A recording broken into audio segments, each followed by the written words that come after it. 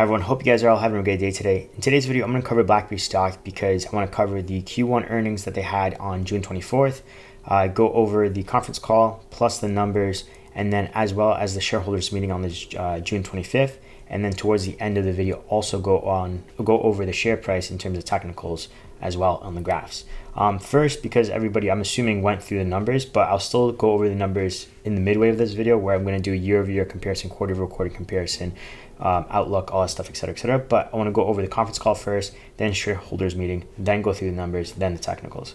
So they started off with basically stating that this quarter they bought about $10 million worth of shares, approximately about 2.6 million shares at an average price of $3.89. This is quite important because I'm going to go over the importance of this, in my opinion, with the technicals as well, with the current share price. Again, average price of $3.89. Shares have been canceled, which lowers the total available shares for the company. Was done because they believe the company is undervalued, and more share buybacks could come if they see conditions are favorable, which again is important. In my opinion, this shows confidence overall. Plus, they can still buy more shares within the share buyback program that they have opened up for a whole year. And then they talked about growing QNX market outside of the auto industry, and they see a lot of potential. Example: robotics, industrial, and medical. Interesting that QNX SDP 8.0 has 43% in markets outside of the auto industry, while the auto market for the QNX 8.0 grew 55% in the quarter. So we're seeing growth outside, which is pretty awesome, quite substantial actually. And another interesting fact is their largest QNX SDP 8.0 win to date was with a leading industrial automation OEM, so not the auto side, which is interesting. Shows a potential upside for this vertical for sure. Then due to tariffs, was asked about tariffs and all that stuff, OEMs are holding back guidance and could possibly lower some orders, and BlackBerry has factored this in their guidance. So in my opinion, this is important to know because, for example, their guidance, relatively speaking, is on the low side. So this is good to know because if things end up doing or moving favorably in the auto industry, then we could see their guidance be beat overall in essence, because again, they factored this in, and it seems like not necessarily heavily, but relatively heavily based off of what they could expect on the worst case scenario, if that makes sense. At least that's what I interpreted it. And by the way, like always, please do your own due diligence and research before buying and selling. I do have the conference call in terms of recorded on my channel, so I highly encourage you to re-listen to it because at the same time I might have missed something or misinterpreted something. And also I do own shares in the company, so please bear that in mind while you're watching this video. And also one thing to note is Q2 earnings will be coming up on September 25th, 2025 for Q2 fiscal year 2026. Again, that's September 25, 2025. And typically about 2 weeks prior, they'll release a press release to confirm this date. This is just an approximate date. And earnings will be released that day, and conference call will be on that day as well. And I typically live stream these events. So if you want to be notified when this event will be live streamed, consider following and subscribing so you'll be notified when it does. Now, next thing is, it sounded like more government contract deals will be won this year for the secure communications division, and government wins are long-term contracts. So definitely a good plus in terms of reliable revenue coming in. So shows that secure communications is still growing as well. Because again, for the most part, it looks like the focus is for the growth of QNX. It shows the most potential overall. But again, regardless, we're still seeing growth in secure communications side, which is amazing. So again, BlackBerry has two divisions, secure communications and QNX, and progress is being made on both fronts. And then they reminded us that another 40 million of the cash will be coming in later this year due to the sale of Silence they had earlier this year to Arctic Wolf. And will also be around $35 million profitable this year for fiscal year. So about $75 million will be added to cash on hand by the end of this fiscal year. Reminder, they also own shares in Arctic Wolf, cybersecurity company who bought Silence. And one thing to note, in terms of $75 million of cash, I'm going to go over the numbers soon, but they had obviously expenses this year. Part of the expenses included the share buyback as well. So the expenses actually was lower in essence if you take out share buyback. Now, in terms of the shareholders meeting, was held on the following day after, so June 25th, and nothing new was mentioned. It's just a recap of what they have done and plan to do moving forward, but they have stated this in the past. It was exactly pretty much repeat. There was really nothing to mention, and it was quite short. In essence, the only downfall I would say is next time moving forward, I'll probably ask some questions too. And if you guys have any questions that you guys want to ask, I could ask them through. The only reason why I personally didn't ask questions, I was expecting other questions from other people. And at the same time, I didn't register inside fully, but next time I'll register to ask some questions. So if you have any questions you want to ask them next year, it'll be next year. I'll be posting a chat or something like that on X or YouTube, and then go from there and then ask those questions to follow up, if that makes sense. But in essence, if you do want to re-listen to the replay of that as well, I have it on my channel. It should pop up right about here. Highly encourage you to do so, just in case if you're not aware up to date with BlackBerry stuff in essence. Now, in terms of the numbers, I'm just going to go over first the high level numbers and then do the comparisons and then look at the outlook and all that stuff. Again, this was reported on June 24th, 2025, and total company revenue exceeded previously provided guidance at 121.7 million. The street estimates is not visible right now, but I believe it was 113 million. So they beat street estimates and they beat their guidance as well. Their guidance is right about here, I believe. What is it? It was last quarter, by the way, June 4th, which was reported on April 2nd, 2025. And their guidance, I believe, was on the high end 115 million. Yeah. So for Q1 fiscal year 2026, they were expecting 115 million on the high end. They beat the high end plus street estimates, all stuff, etc., etc. The only downfall is with this, unfortunately, is it is lower than last year's Q1. So last year's Q1 reported on June 26, 2024, came in at 144 million.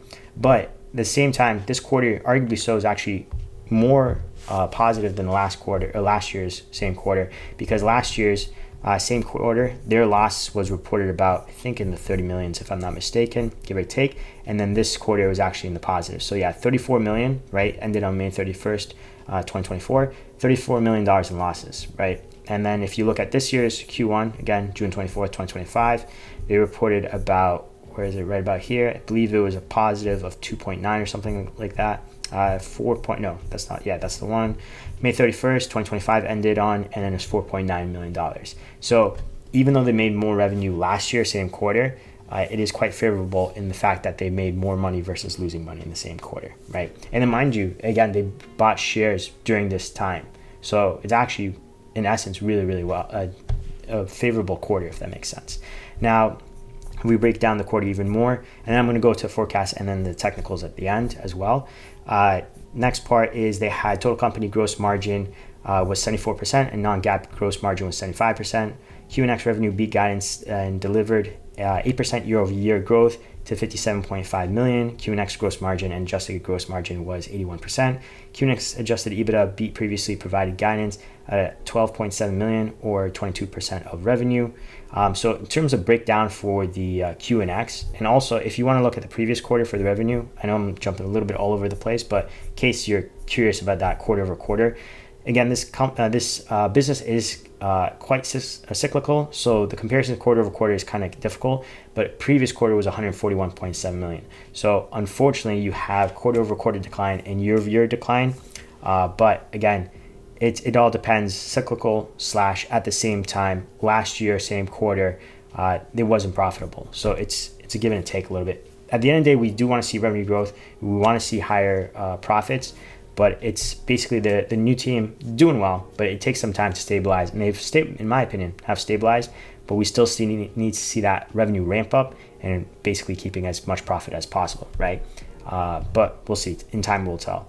And in terms of the comparison for the QNX, again, we brought in 57.5 million forecast, or we could look at previous quarter and then look at forecast. Previous quarter was about right about here, 65.8 million. So we have quarter over quarter decline for QNX, which is unfortunate at the same time, but forecast was 51 to 55 million. So they beat their guidance on the high end.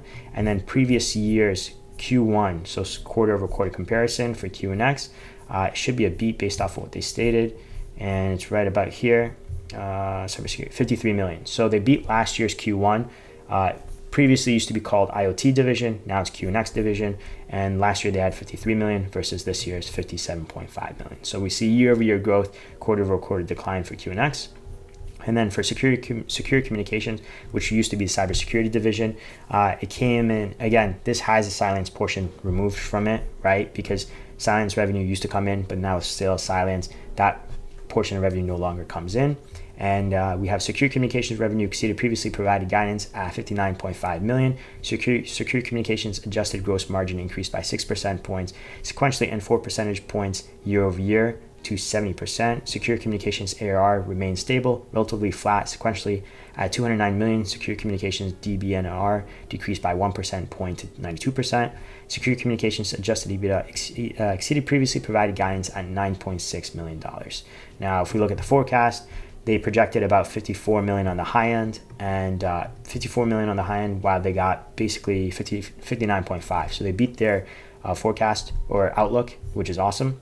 And if we look at previous quarter, again, Q4 that was just passed, previous quarter they had where is it, right about here, Secure Communication 67.3 million. Again, the silence portions were moved out, and then this one had a little bit of a silence portion out as well, but 67.3 versus 59.5. So we have quarter over quarter decline, and then last year it had full silence into the mix, and you're looking at Secure Communications or cybersecurity at the time, because they switched the name, 85 million. So we have year over year decline for this division, but again, silence portion to get out of this, and then quarter over quarter decline, which is still unfortunate. And then we have, but by the way, this seems all not relatively hypothetically. It's weird because the quarter was good, better than expected, beat street estimates. But hypothetically, if you go into the numbers, you're like, it's not that essentially great with we see the decline. But again, mind you, even though we see decline, we're seeing profits versus losses at the same time for the same quarter. For example, the Q1, like I stated, for total gross margins or total company revenue, even though last year's was higher, last year came in with a loss versus this year of profits. It's you have to go in full detail, deep into the linings, if that makes sense, and assess it based off what you see. And if you see growth coming in, right? If you see growth coming in, then this is great. You can see foundational support, and then essentially for the most part, it looks like the stock will be moving up in essence overall, regardless. But right now with the share price, you see the decline. In my opinion, this is artificially being brought down, but I'm going to point out some stuff. And again, that share buyback that they did at $3.89, if I'm not mistaken, $3.89, that provides some insight, which I'm going to show soon, but we'll get to that. But basically, I'm just showing the numbers and showing them basically all the information as you can see, comparisons, all that stuff, and you make a decision based off what you think, right? So now going into the licensing revenue for Q1, licensing revenue was 4.7 million for this quarter, and adjusted EBITDA was 3.8 million. I'm not too interested in licensing right now for the time being, but mind you, again, they will be getting another chunk for licensing later on. I believe they stated sometime next year, not this year quite exactly, but again, that is some extra cash that will be coming into the company, right? Now they do have a good amount of cash reserves at the time being, so that we'd like to see that cash grow, and then they can use those for either more share buybacks, or by the time that happens, potentially the opening of a share buyback might be closed, potentially, who knows, but they could use it for future acquisitions, right, for mergers and acquisitions. But in terms of the outlook that they provided for the licensing, it was somewhere between right about here, adjusted EBITDA licensing approximately 5 million. So they did fall short of it a little bit because they were expecting about 5 million, and they got about 4.7 million. And again, adjusted EBITDA was 3.8 million. BlackBerry achieved GAAP profitability for the first time since Q4 fiscal year 2022 with net income of 1.9 million, and non-GAAP net income was 12.3 million. And then I forgot to do a year-over-year comparison, quarter-over-quarter comparison for licensing. So for licensing last quarter, this was for Q4, they reported about, for licensing, 8.6 million. So we have quarter-over-quarter drop, and year-over-year, this is for Q1, right about here, licensing was 6 million. So we have year-over-year drop and quarter-over-quarter drop. Again, they reported 4.7 million for this quarter. So licensing did go down, but again, I'm not too interested in licensing. I'm specifically, just because in essence, because I know the heavy hitters for the most part is QNX, and Secure Communications is the second heavy hitter. Those are the ones I want to see more acceleration. Even if these grew up like 100%, it's not a big deal because they're just not heavy hitters, if that makes sense. In my opinion. Again, I'm not a professional, so please do your own due diligence and research before buying and selling, and form your own opinion. And then BlackBerry achieved, already said that. So total company adjusted EBITDA exceeded previously provided guidance at 16.4 million. GAAP basic earnings per share was break even, and non-GAAP basic earnings per share was 2 cents, beating previously provided guidance. Operating cash usage for the seasonally low first quarter beat expectations at 18 million. 10 million was returned to shareholders by repurchase of 2.5 million common shares during the quarter. Again, personally, I think that's amazing stuff. And then total cash equivalent to short-term and long-term investments decreased by 28.4 million sequentially to 381.9 million. Again, that includes a share buyback as well. Now, these were business highlights, but it's basically going over all the news highlights that happened before earnings. So if you kept up with it, you're aware. And then the unfortunate part. So in terms of the guidance did get updated a little bit in terms of like bumped up about $4 million and all that stuff. But the problem is it's not quite high, hypothetically, if you're looking for significant growth, right? So they're still in the stabilizing phase, it looks like. Again, doing a great moving forward kind of stuff in terms of progress, but it's just not enough hypothetically to move the needle quite substantially, if that makes sense. Now, in this video, I wanted to show how much the stock is shorted. Relatively speaking, it's going off old data and it's at 8%. Now that 8% shorted though, unfortunately, was before earnings, and the latest data is available that is mid of June, but the earnings was released at the end of June. And if you're aware of BlackBerry stock, it went from essentially around somewhere in the low $4 all the way to $5.30, give or take, and then dropped down ever since. Well, it went up to $5.30 when the earnings was reported, but then slowly started trickling down, and we're currently at like $3.90. So I'm curious how much the stock has been shorted since the reporting time frame, but that data is not available for the time being. Otherwise, I would have included it in this video.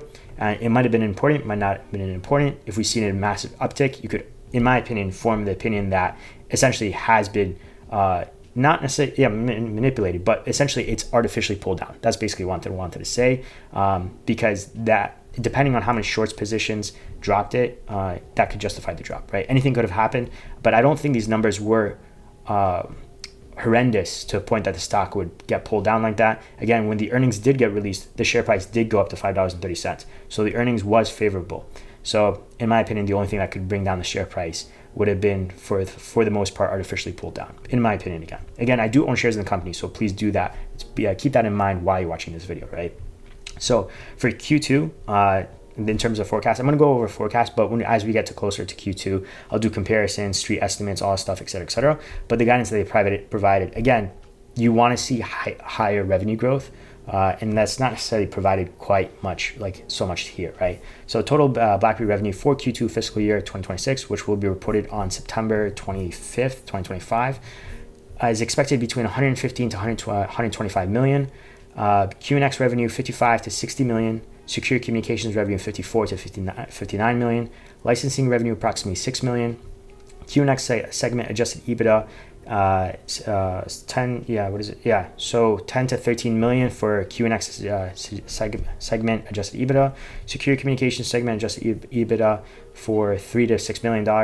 Licensing segment adjusted EBITDA approximately 5 million. Adjusted corporate costs approximately 10 million. Total company adjusted EBITDA 8 to 14 million. Non-GAAP basic earnings per share break even to 1 cent. Approximately cash flow usage negative 5 to 15 million, and then excluding amortized costs. Now, in terms of the bump ups, essentially Secure Communications QNX got, I believe it was Secure Communications, one of them got a $4 million bump up. It might have been Secure Communications, I forgot which one it was exactly, but essentially some of them got adjusted by 4 million. But at the end of the day, the operation cash flow usage and profits and all that stuff, are the profits basically to increase for this fiscal year coming up, fiscal year 2026, or the one we're in, stayed at 35 million. So not really much on the bottom line, if that makes sense. But it does show positive light in terms of the divisions growing, if that more so than they expected. Keep in mind as well, these numbers are in a way somewhat decently conservative because they're anticipating a potential, or calculated in the more max loss of the higher portion of the negative side of the tariffs if it were to happen, and in my opinion expect beats nonetheless, right? And beats of the street estimates as well. So beating street estimates and beating their forecasts nonetheless. How much though will it drive up the needle in terms of share price? It's hard to tell until we get to that point, and hopefully they get bigger contracts overall, which it does seem like they'll be getting some stuff here and there. It's hard to tell if it'll be enough to move the needle, if that makes sense, right? Now, in terms of the technical side, basically I wanted to show this. So we're sitting at $3.91. Let me just make this a little bit smaller. So $3.91. Again, the share price did go up after earnings and all stuff to $5 30 something cents, give or take, and then it started trickling down. You can see right about here. So essentially once earnings got reported, did well, seemed like it was all great, but then started going down, getting pulled down, bolt down. A lot of negatives coming in. This is MACD line indicating if we're in a bearish or bullish movement. Currently in a bearish movement. So in essence, hypothetically, you could argue more downside is to come. Because if you look at the 1 year chart as well, actually this was the 1 year chart, bearish movement, 5 year chart crossed over to the bearish movement, more downsides to come. Still unfortunate, but there is a silver lining. And the reason why I stated in the beginning, be mindful of that share buyback price. And they didn't necessarily seem like they would act instantly in terms of share buyback, but one thing they stated is if they see conditions are favorable, they'll implement more share buybacks. And they bought at $3.89 average price. Right now we're at $3.91. And in my opinion, hypothetically with this upward trend support line, you could argue we would be heading down to this lower level right about here and then bouncing off support and going to the upside. So let me see if I can just draw it just visually because it's a little bit small. Basically come down to support level and bounce back up to the upside, right? The only thing is I don't think that will necessarily happen. Again, I'm not a professional, so please do your own due diligence and research before buying and selling for a few reasons. First of all, news could hit anytime, but the biggest reason is we're already at the level that they bought did the share buyback at. So if they stated that they did a share buyback because they assume that they think that the share is undervalued, the stock is undervalued and all stuff, and they thought that was a favorable condition, favorable value, then in essence, we're at the ballpark of it's too risky if anybody's artificially pulling this down, if they're in know of what the company is doing and all stuff, it's too risky to short at this level. Now, they could go a little bit lower. In the next level, I saw that was a decent support, which coincides with the moving average or the 200-day moving average on the 1 year chart is roughly about the $3.66, $3.67, right? So around 360, let's just say 360 to 370, around that ballpark, it could provide enough support, or not enough support. They could pull it down to that level where it bounces off, essentially off the 200-day moving average, and then we start moving up, because by then I would assume some kind of share buyback would be triggered in regardless, or news hits where for the company it's favorable news big enough to start bouncing up to the upside. Again, it has been pulled down for quite some time. At one point, you would assume potentially it would get some kind of support. And again, I think the baseline, it would be too risky, in my opinion, if I was shorting the stock, I would not short lower than the share buyback price, in my opinion. And if they were to play that risk, then I would assume that they would cut it off at the $3.66, but $3.66, $3.67. But again, for the sake of argument, $3.60 is worst case, right? They could always pull it down to this upward trend support level, but and I don't know if I mentioned that price, but in case if I didn't, it's about $3.30 when I checked earlier. It's showing $3.29, but $3.30 give or take, around that ballpark, right? So I wanted to show this just in case. I don't necessarily, in my opinion, I do not think we're going to go to this upward trend support level. Maybe someday in the future when it goes up higher, and then the baseline will be a little bit higher. But I would expect that we're in the ballpark, even though it's showing further. I should specify, hypothetically based off the 5 year chart, further downside could be coming, but this could be short-lived. The reason why I state that, again, this MACD line indicates when we're in a bearish or bullish movement. Currently in the bearish movement, but there have been times that it has been in the bearish movement. Let me see if I can zoom in enough so you could see. Right about here, you could argue we were starting a bearish movement, but this was short-lived. So this bearish movement cross does not have to live too long. Hypothetically, it could be short-lived.